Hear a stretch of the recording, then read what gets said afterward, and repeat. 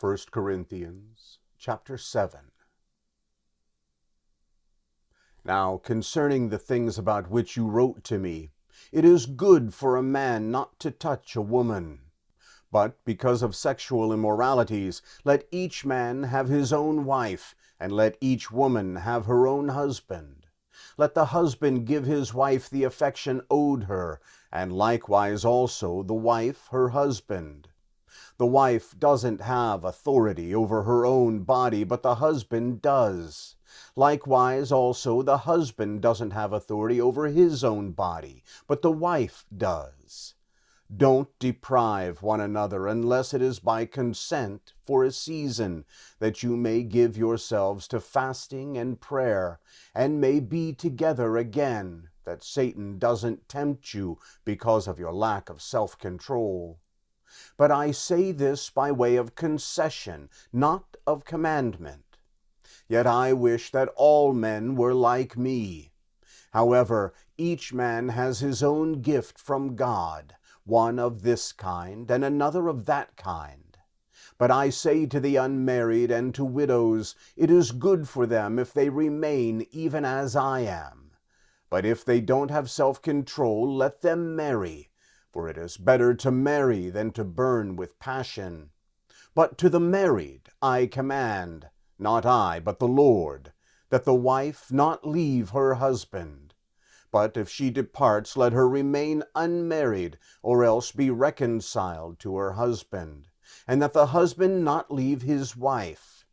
But to the rest I, not the Lord, say, if any brother has an unbelieving wife, and she is content to live with him, let him not leave her. The woman who has an unbelieving husband, and he is content to live with her, let her not leave her husband.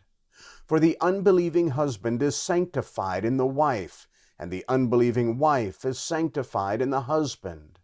Otherwise your children would be unclean, but now they are holy. Yet if the unbeliever departs, let there be separation. The brother or sister is not under bondage in such cases, but God has called us in peace.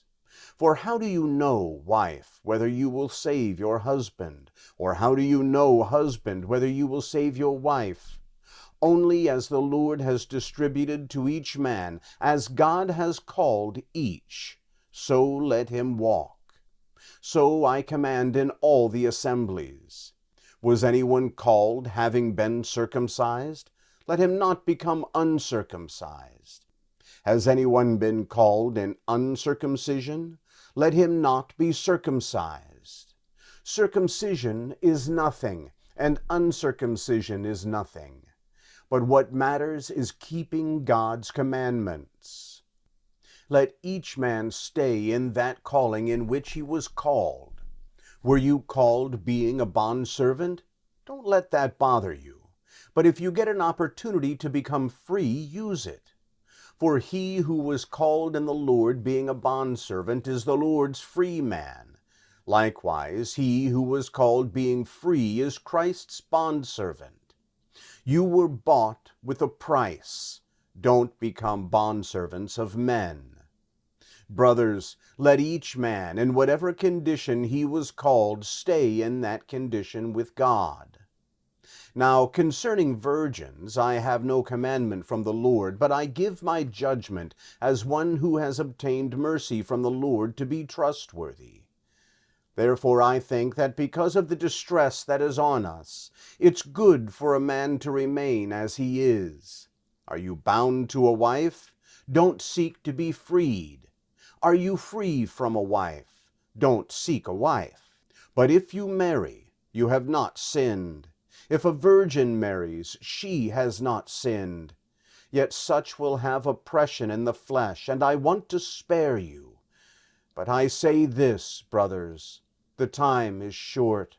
From now on, both those who have wives may be as though they had none, and those who weep as though they didn't weep, and those who rejoice as though they didn't rejoice, and those who buy as though they didn't possess, and those who use the world as not using it to the fullest, For the mode of this world passes away.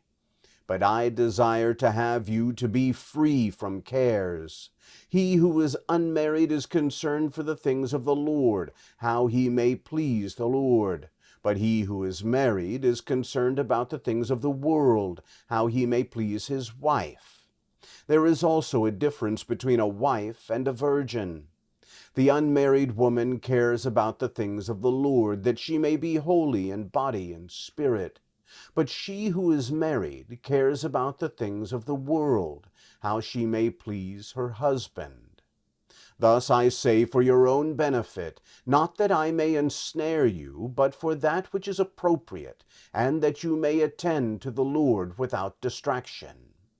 But if any man thinks that he is behaving inappropriately towards his virgin, if she is past the flower of her age, and if need so requires, let him do what he desires. He doesn't sin. Let them marry. But he who stands steadfast in his heart, having no urgency, but has power over his own will, and has determined in his own heart to keep his own virgin, does well. So then both he who gives his own virgin in marriage does well, and he who doesn't give her in marriage does better.